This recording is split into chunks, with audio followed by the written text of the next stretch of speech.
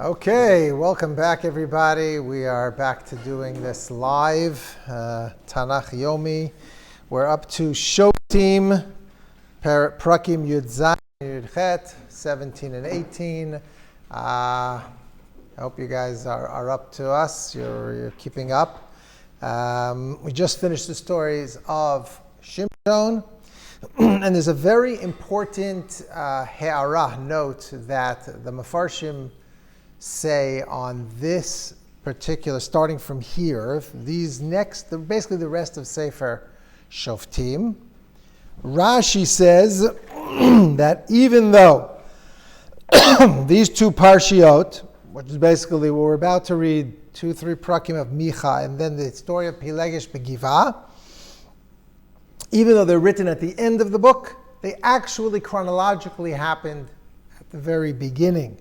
During the times of Otniel ben Kenaz. You remember that was the first Shofet. So he claims that this is really out of place, out of order. The Radak, however, disagrees and says that, no, this is exactly where it happened chronologically also. Okay? So the Nach tells us about a man named Michaihu, or Micha as he's going to be called from here on in. And he had stolen from his mother 1,100 kesef, and he wants to make amends, and he tells his mother that he wants to return it, and he returns the money to her without going into all the details, and his mother uses it to make a pesel, to make an idol. Now, the Mefarshim point out that her intention was not actually to make another god, but to sort of use it as an intermediary, which is still not allowed in Jewish law, right? You're not allowed to have any intermediaries between us and God. I mean, that's like the story of the golden calf. A lot of the Mefarshim said that they didn't really mean that this is going to be a God instead of God. It was an intermediary. That's a famous Kuzari. Anyway, she makes this pesel. And Micha, her son, builds basically a house for idol worship, a Beit Elohim it says, and he makes in pasuk hey here, and he makes an ephod utrafim. An ephod is some kind of a very elaborate, ornate garment, probably had gold and silver all over it, and the trafim are psilim. They're actual idols. And he appoints one of his sons to be the Kohen in this Beit Avodah Zarah.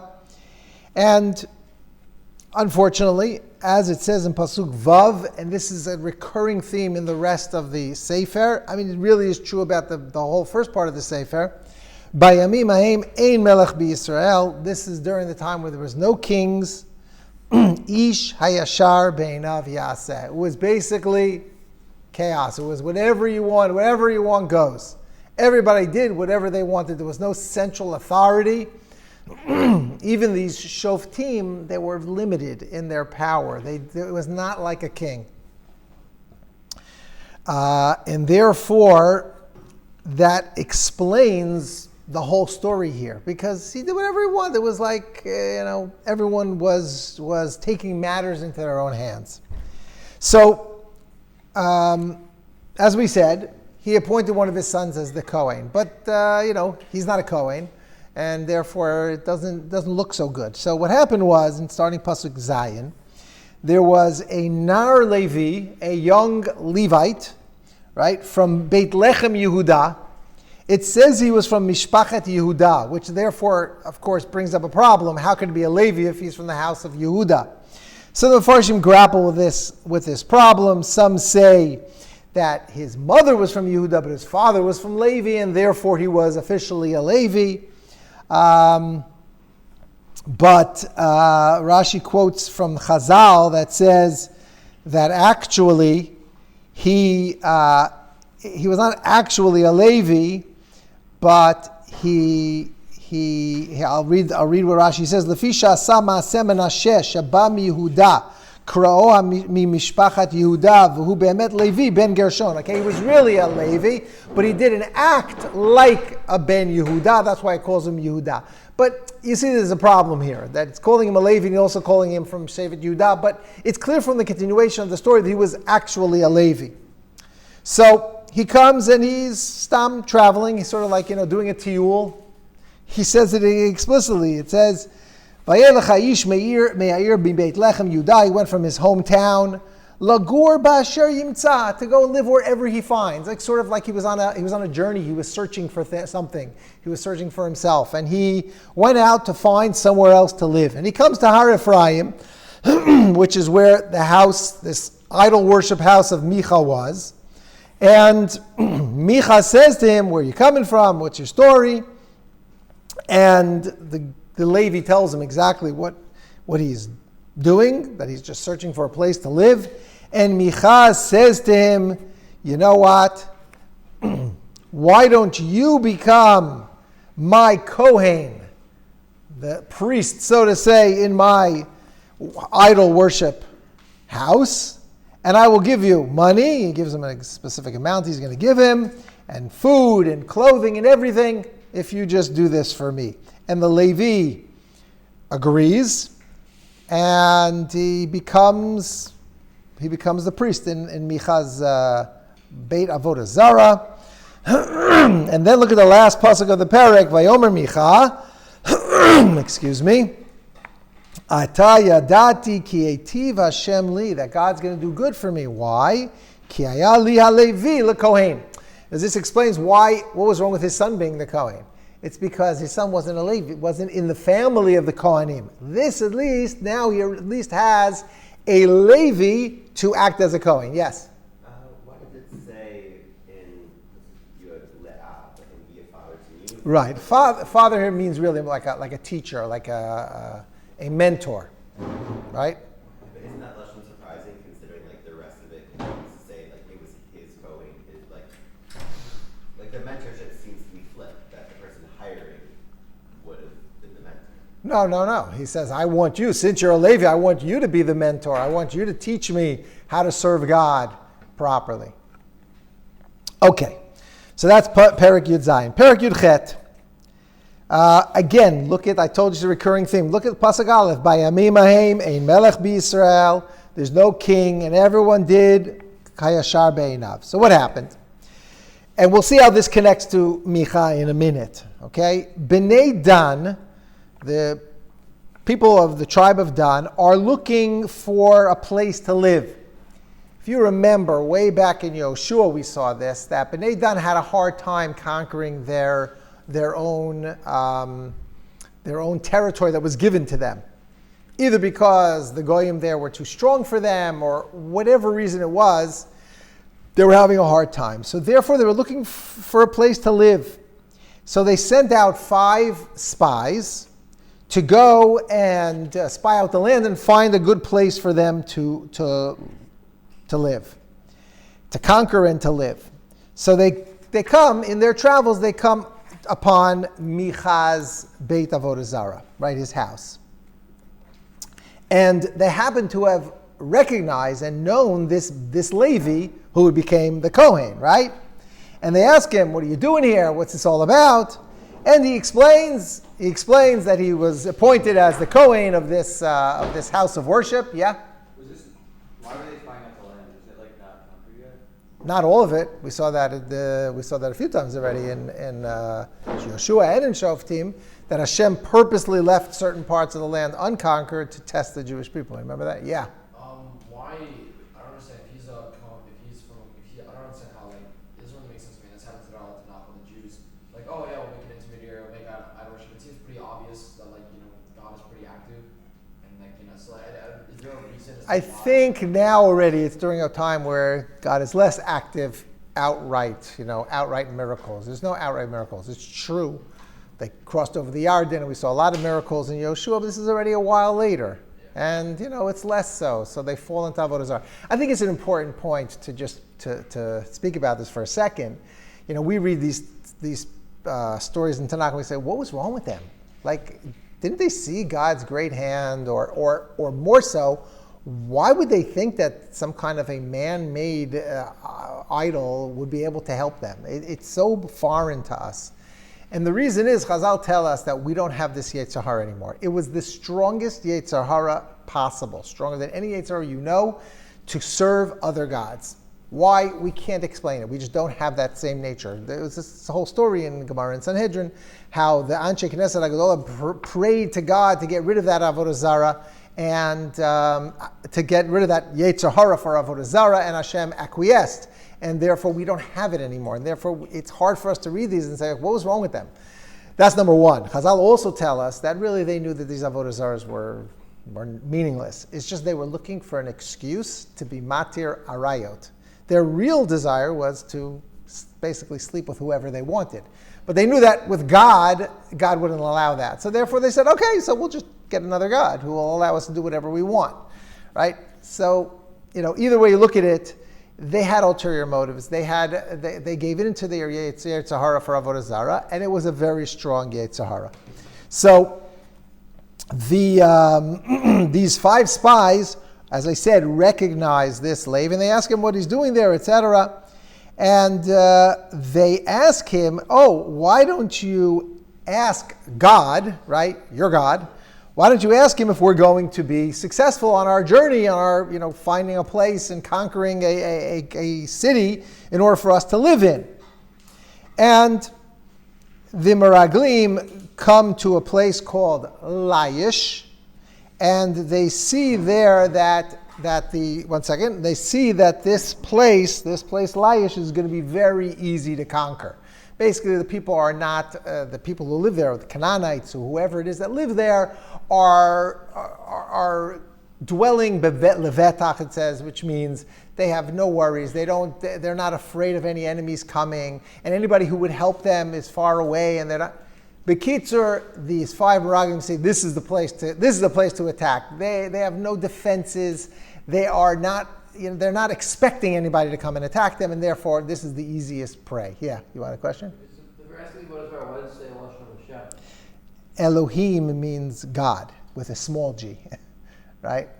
Or it could be, again, as we said before, it was a beit avodah zarah, but again, they still did have some belief in God, so maybe they thought that this house or this pesel was sort of like a conduit to God. Yeah, I mean, the next one he says that he does like Hashem should have faith with your thing. Right, and here it says Yud Kei Vav Kei, which is for sure God Kadosh Baruch Hu. You're right. That's probably what it is, that they still had a belief in Hashem, but they were just messed up in terms of the intermediaries. So anyway, they go back, these 5 Meraglim, they go back to Bnei Dan, they're the people who sent them, and they tell them, let's go quickly, let's go, and we'll be able to conquer this city without a problem. So 600 men from Dan come with their weapons, and they go towards Laish, which is the place they're going to conquer. On the way, they stop in at the house of Micha, where the Meraglim also stopped at. And while they're there, they say, hey, there's this beautiful pesel and this trafim and this ephod, which was that beautiful garment, with all the silver and gold on it. And we're going to take it. We want to take it from them. They basically steal the pesel and the ephod from Micha's house.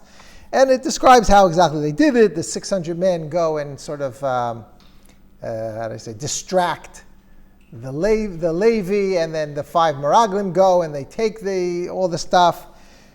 Either way, they steal the pesel and the ephod, and at the same time, they also convince the Levi, the Ben Levi, to go along with them. They say, why would you want to be a priest to this one person, Micha, when you can be our leader, you can be our spiritual leader, a whole tribe, a whole, Machaneh Dan. And he agrees with them, he accepts the offer, and he goes along with them. Now Micha, when he sees what happened, that they stole his God, so to say, and they took his Levi, his Kohen also, so he gathers his men together and he goes and chases after them. And when they meet up with them, when Micha meets up with Bnei Dan, basically Bnei Dan turn to them and say, are you being serious? Like, you think you're going to conquer us? I mean, they were 600 men, soldiers with weapons, and Micha was, how many people? Maybe a handful of people. And he understands that there's no way he's going to conquer them, and he just turns around and goes back home. Then the story continues, and the Bnei Dan conquer this city of Laish. As they said, it was a very simple battle because they were not expecting it, and they had no defenses. And they burn the entire city up and build it up from scratch and basically make it their city, and they call it by the name of Dan. They give it the name Dan, which is, of course, the tribe they're from. Let's read the last two psukim together, and that will finish for today. Vayakimu lahem, pasuk lamed and lamed. Vayakimu lahem b'nei Dan et apesel. So Bnei Dan, once they build their city, so they now took this pesel, this idol that they stole from Micha, and they set it up in their house. V'yehonatan ben Gershom ben Menashe hu uvanav hayu kohanim l'shevet adani ad yom gelot haaretz. And this, finally, we see the name of this Levi. Up until now, we've just said it was a Nar Levi, etc. Now we see that this was Yehonatan, the son of Gershom, the son of Menashe. We'll get to that in a second. So he and his children were Kohanim for the tribe of Dan until the days of the Galot Haaretz. So it's a machokes exactly what that means. Some say it means literally the Galut. The Galut when the first temple was destroyed. Others say it was until the days of Eli Kohen, which we'll see very shortly in Sefer Shmuel. Either way, vayasimu lahem et pesel micha asher asa kol yimei hayod beit Elohim b'Shilo. While there was a Mishkan in Shiloh, they worshipped this pesel in Dan, in their city, their new city Dan. So basically, they were not part of Am Yisrael in terms of going up to the Aliyah Regel to the Mishkan. It was really a sore spot in Am Yisrael's history that they had this terrible thing. Now, I don't know if in your Tanakhs it has it, but in standard Tanakhs, the nun of the word Menashe, right? You see that is bigger or is lifted up a little bit, or in yours it's just straight. It's just Menashe. It has a little on the bottom. It says the Horgan thing. The nun itself isn't like. Right. So why is that so? So Chazal tell us, as a Gemara in Baba Batra, that really it's Moshe. This Yehonatan ben Gershom. We know Gershom, right? Moshe had two sons, Gershom and... Correct. So this is Moshe's son. Ben Menashe really means Ben Moshe. They put in the nun so it wouldn't be so obvious that it's talking about Moshe Rabbeinu's grandson. Moshe Rabbeinu's grandson became a priest for Avodah Zarah. And the Gemara in Baba Batra says why? Because he misunderstood a teaching of Moshe Rabbeinu, and that is that a person should, instead of throwing